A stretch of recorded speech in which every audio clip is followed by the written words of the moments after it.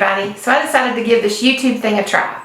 I've been really missing you and missing getting to read to you every day. So I was thinking about, with all the craziness going on, what I liked to do when I was in 4th and 5th grade. And of course it was read. So my favorite book to read over and over and over again was this book, Charlotte's Web.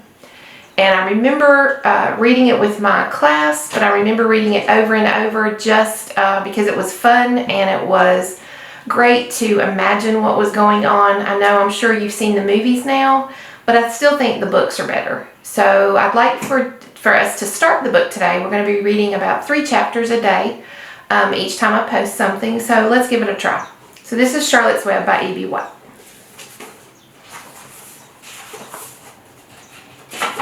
Before breakfast. "Where's Papa going with that axe?" said Fern to her mother as they were setting the table for breakfast. "Out to the hog house," replied Mrs. Arable. "Some pigs were born last night." "I don't see why he needs an axe," continued Fern. She was only 8. "Well," said her mother, "one of those pigs is a runt. It's very small and weak, and it'll never amount to anything. So your father's decided to do away with it." "Do away with it?" shrieked Fern. "You mean kill it?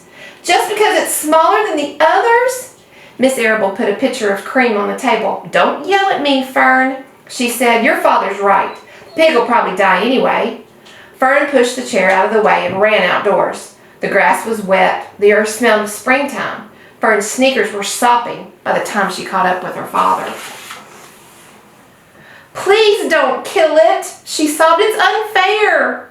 Mr. Arable stopped walking. "Fern," he said gently, "you'll have to learn to control yourself." "Control myself?" yelled Fern. "This is a matter of life and death, and you're talking about controlling myself?" Tears ran down her cheeks. She took a hold of the axe and tried to pull it out of her father's hand. "Fern," said Mr. Arable, "I know more about raising a litter of pigs than you do. A weakling makes trouble. Now run along." "But it's unfair," cried Fern. "That pig couldn't help being born small, could it? If I'd been very small at birth, would you have killed me?" Mr. Arable smiled. "Certainly not," he said, looking down at his daughter with love. "But this is different. A little girl's one thing. A little running pig is something different." "I see no difference," replied Fern, still hanging on to the axe. "This is the most terrible case of injustice I've ever heard of." A queer look came over John Arable's face. He seemed almost ready to cry himself. "All right," he said. "You go back to the house, and I'll bring the runt when I come in. I'll let you start it on a bottle, like a baby, and then you'll see what trouble a pig can be." When Mr. Arable returned to the house half an hour later, he carried a carton under his arm. Fern was upstairs changing her sneakers. The kitchen table was set for breakfast, and the room smelled of coffee, bacon, damp plaster, and wood smoke from the stove. "Put her on a chair," said Mrs. Arable. Mr. Arable set the carton down at Fern's place. And then he walked to the sink and washed his hands and dried them on the roller towel. Fern came slowly down the stairs. Her eyes were red from crying, and as she approached her chair, the carton wobbled, and there was a scratching noise. Fern looked at her father, and then she lifted the lid of the carton, and there inside, looking up at her, was the newborn pig. It was a white one. The morning light shone through its ears, turning them pink. "He's yours," said Mr. Arable, "saved from an untimely death. Now may the good Lord forgive me for this foolishness." Fern couldn't believe her eyes of the tiny pig. "Oh," she whispered, "oh, look at him. He's absolutely perfect." She closed the carton carefully. First she kissed her father, then she kissed her mother. She opened the lid again, lifted the pig out, and held it against her cheek. At this moment her brother Avery came into the room. Avery was 10, and he was heavily armed, an air rifle in one hand, a wooden dagger in the other. "What's that?" he demanded. "What's Fern got?" "She's got a guest for breakfast," said Mrs. Arable. "Wash your hands and face, Avery." "Let's see it," said Avery, setting his gun down. "You call that miserable thing a pig? That's a fine specimen of a pig, no bigger than a rat." "Wash up and eat your breakfast, Avery," said his mother. "The school bus will be along in half an hour." "Can I have a pig too, Pop?" said Avery. "No, I only distribute pigs to early risers," said Mr. Arable. Fern was up at daylight trying to rid the world of injustice. As a result, she now has a pig. A small one, to be sure, but nevertheless a pig. It just shows what can happen if a person gets out of bed promptly. Now let's eat. but Fern couldn't eat until the pig had had a drink of milk. Mrs. Arable found a baby's nursing bottle and a rubber nipple, and she poured warm milk into the bottle. Fitted the nipple over the top and handed it to Fern. "Give him his breakfast," she said. A minute later, Fern was seated on the floor in the corner of the kitchen with her infant between her knees, teaching it to suck from the bottle. The pig, although tiny, had a good appetite and caught on quickly. The school bus honked from the road. "Run!" commanded Mrs. Arable, taking the pig from Fern and slipping a donut into her hand. And Avery grabbed his gun and another donut. The children ran out the road and climbed onto the bus. Fern took no notice of the others in the bus. She just sat and stared out the window, thinking what a blissful and happy world it was and how lucky she was to have the entire charge of a pig.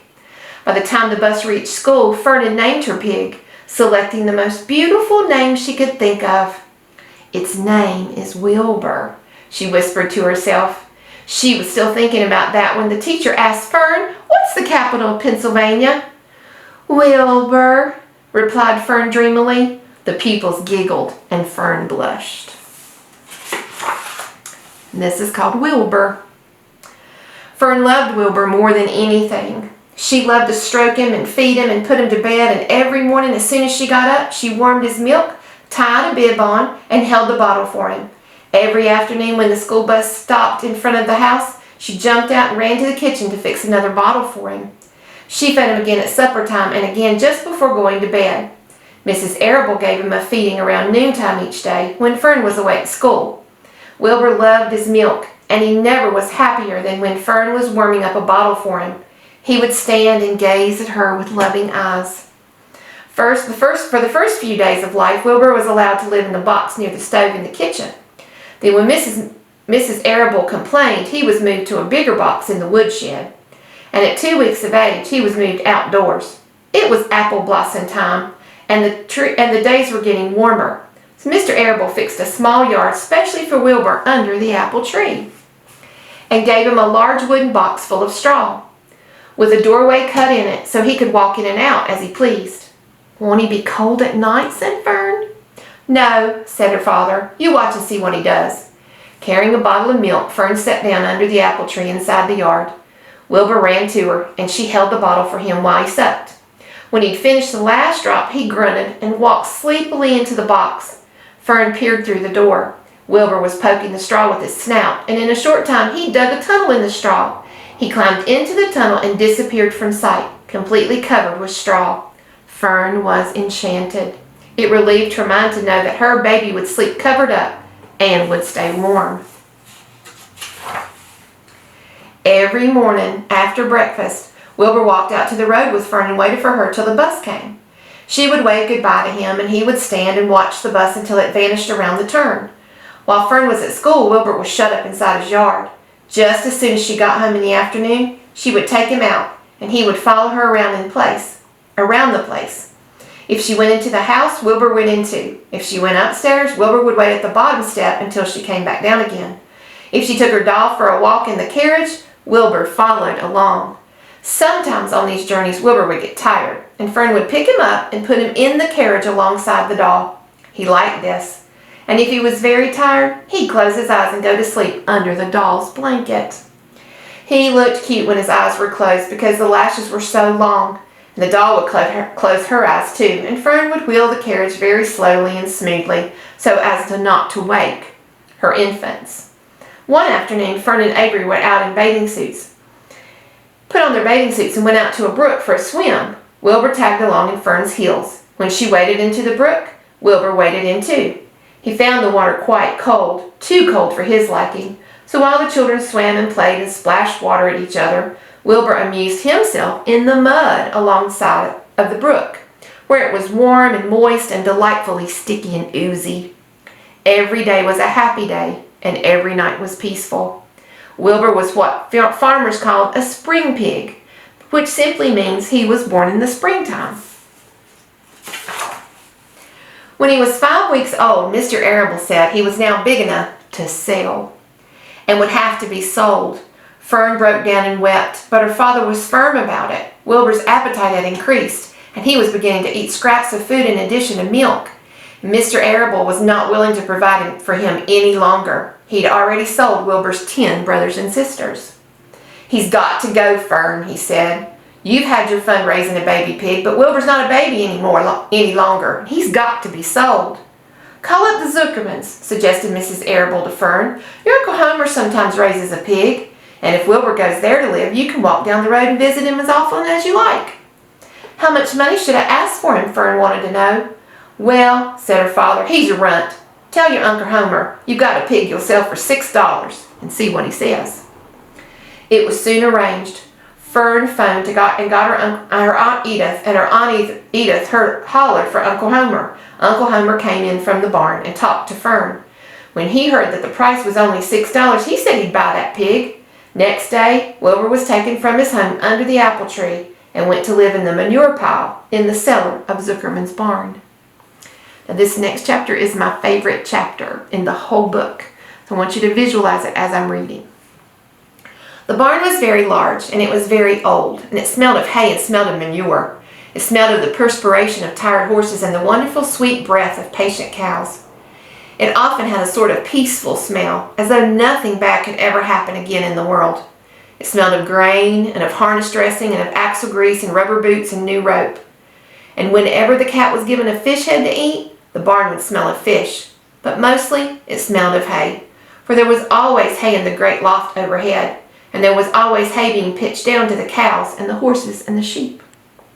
The barn was pleasantly warm in the winter, when the animals spent most of their time indoors, and it was pleasantly cool in the summer, when the big door stood wide open to the breeze. The barn had stalls on the main floor for the work horses, tie-ups on the main floor for the cows, a sheepfold down below for the sheep, and a pig pen down below for Wilbur. And it was full of sorts of things you'd find in the barn: ladders, grindstone, pitchforks, monkey wrenches, scythes, lawnmowers, snow shovels, axe handles, milk pails, water buckets, empty grain sacks, and rusty rat traps. It was the kind of barns that swallows and other birds like to build their nests in. It was the kind of barn that children like to play in. And the whole thing was owned by Fern's uncle, Homer Zuckerman. Wilbur's new home was in the lower part of the barn, directly underneath the cows, so it was kind of in the basement, in the cellar. Mr. Zuckerman knew that the manure pile was a good place to keep the young pig. Pigs needed warmth, and it was warm and comfortable down there in the barn cellar on the south side. Fern came almost every day to visit him. She found an old milking stool that had been discarded, and she placed the stool in the sheepfold next to Wilbur's pen. Here she sat quietly during the long afternoons, thinking, listening, and watching Wilbur. The sheep soon got to know her and trust her, and so did the geese who lived with the sheep. All the animals trusted her. She was quiet and very friendly, and Mr. Zuckerman did not allow her to take Wilbur out, and he didn't allow her to get into the pig pen. But he told Fern she could just sit on the stool and watch Wilbur as long as she wanted to. It made her happy just to be near the pig, and it made Wilbur happy to know that she was sitting there right beside his pen. But he never had any fun. No walks, no rides, no swims. One afternoon in June, when Wilbur was about 2 months old, he wandered into a small yard outside the barn. Fern had not arrived for her usual visit, and Wilbur stood in the sun looking lonely and feeling bored. There's never anything to do around here, he thought.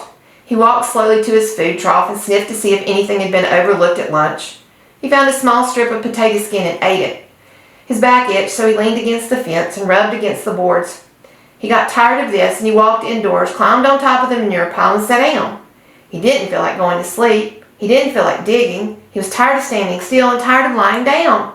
"I'm less than 2 months old, and I'm tired of living," he said. He walked out into the yard again.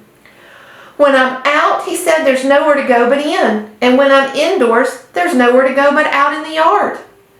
"That's where you're wrong, my friend," said a voice. Wilbur looked through the fence and saw a goose standing there. "You don't have to stay in that dirty little yard," said the goose, who talked rather fast. "One of those boards is loose. Push on it, push on it, and come on out." "What?" said Wilbur. "Say it slower." At the risk of repeating myself," said the goose, "I suggest you come on out. It's wonderful out here." Did you say a board was loose?" That I did," said the goose.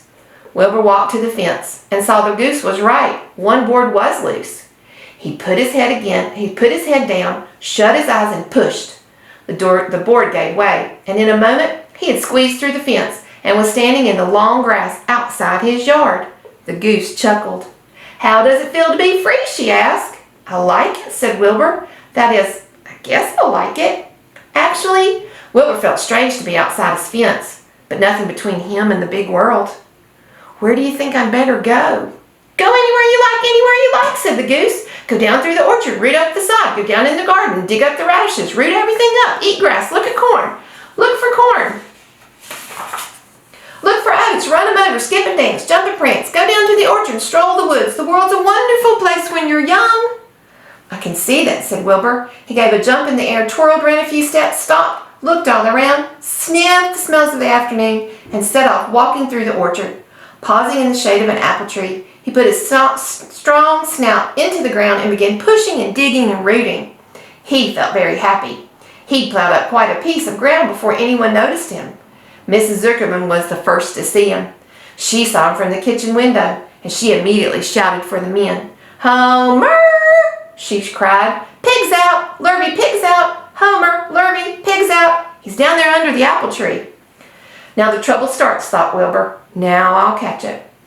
The goose heard the racket, and she too started hollering. "Run, run, run, downhill! Make for the woods!" she shouted to Wilbur. "They'll never catch you in the woods!" The cocker spaniel heard the commotion, and he ran out into the barn to join in the chase. Mr. Zuckerman heard, and he came out of the machine shed, where he'd been mending a tool. And Lurvy, the hired man, heard the noise and came from the asparagus patch where he was pulling weeds. Everybody walked toward Wilbur, and Wilbur didn't know what to do, and the woods seemed a long way off, and anyway, he'd never been down into those woods and wasn't so sure he'd like it. "Get in behind him, Lurvy," said Mr. Zuckerman, "and drive him towards the barn. And take it easy, don't rush him. I'll go and get a bucket of slops." The news of Wilbur's escape spread rapidly among the animals in the place. Whenever a creature broke loose on Zuckerman's farm, it was an event of great interest to the others. The goose shouted to the nearest cow that Wilbur was free. Soon all the cows knew. Then one of the cows told the sheep. Soon all the sheep knew. The lambs learned about it from their mothers. The horses in their stalls on the barn pricked up their ears when they heard the goose hollering, and soon the horses had caught on at what was happening. "Wilbur's out!" they cried.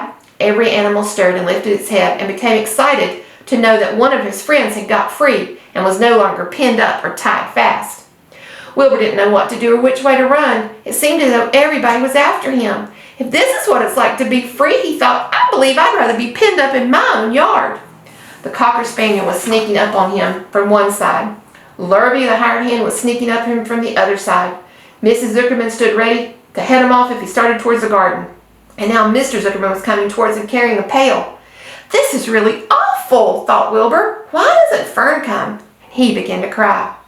The goose took command and began to give orders. "Don't just stand there, Wilbur. Dodge about," cried the goose. "Skip around, run towards me, slip in and out, in and out, in and out. Make for the woods, twist and run." The cocker spaniel sprang at Wilbur's hind leg. Wilbur jumped and ran. Lurvy reached out and grabbed. Mrs. Zuckerman screamed at Lurvy. The goose cheered for Wilbur. Wilbur dodged between Lurvy's legs. Lurvy missed Wilbur and grabbed the cocker spaniel instead. Nicely done," said the goose. Try it again. "Run downhill," suggested the cows. "Run towards me," yelled the gander. "Run up here," cried the sheep. "Turn and twist," honked the goose. "Jump and dance," said the rooster. "Look out for Lurvy," said the cows. "Look out for Zuckerman," said the gander. "Watch out for the dog," said the sheep. Listen to me," cried the goose. Poor Wilbur was so dazed and frightened by his hullabaloo. He didn't like being the center of all this fuss. He tried to follow the instructions his friends were giving him, but he couldn't run downhill and uphill at the same time, and he couldn't twist and turn when he was jumping and dancing, and he was crying so hard he could barely see anything that was happening. After all, Wilbur was a young pig. Not much more than a baby, really. He wished Fern was there to take him in her arms and comfort him. And when he looked up and saw Zuckerman standing quite close to him holding a pail of warm slops, he felt relieved. He lifted his nose and sniffed. The smell was delicious. Warm milk, potato skins, wheat nidlings, Kellogg's cornflakes, popped over left from Zuckerman's breakfast. "Come, pig," said Zuckerman, tapping the pail. "Come, pig." Wilbur took the step toward the pail. No, No, said the goose. It's an old pill trick, Wilbur. Don't fall for it. Don't fall for it. He's trying to lure you back into the captivity-ivity. He's appealing to your stomach. Wilbur didn't care. The food smelled appetizing and he took another step toward the pail. Pig, pig, Mr. Zuckerman said in a kind voice. He began walking slowly toward the barnyard, looking all about him innocently, as if he didn't know a little white pig was following along behind him. You'll be sorry, sorry, sorry, said the goose. Wilbur didn't care. He kept walking towards the pail of slops. You'll miss your freedom, honked the goose, and an hour of freedom's worth a barrel of slops. Wilbur didn't care. When Mr. Zuckerman reached the pig pen, he climbed over the fence and poured the slops into the trough. And then he pulled the blue sport away from the fence so that there was a wide hole for Wilbur to walk through.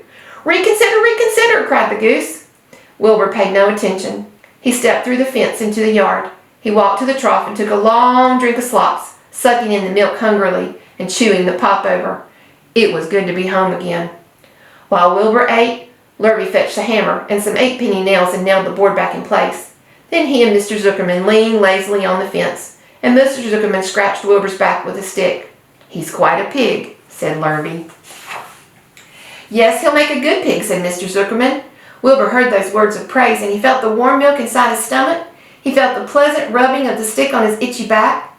He felt peaceful and happy and sleepy. This had been a tiring afternoon, and it was still only about 4 o'clock when Wilbur was ready for bed. I'm really too young to go out into the world alone, he thought as he laid down. And so next time we'll pick up and see what happens to Wilbur after his great escape. I'll see you next time.